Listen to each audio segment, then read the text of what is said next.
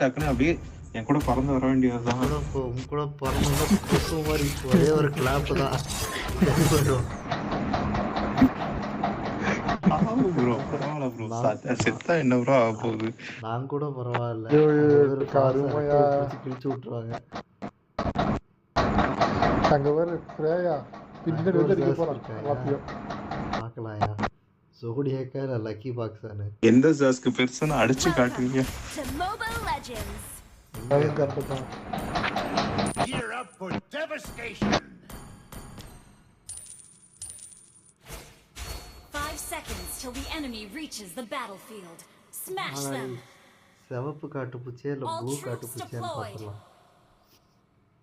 Cancer's might surges forth.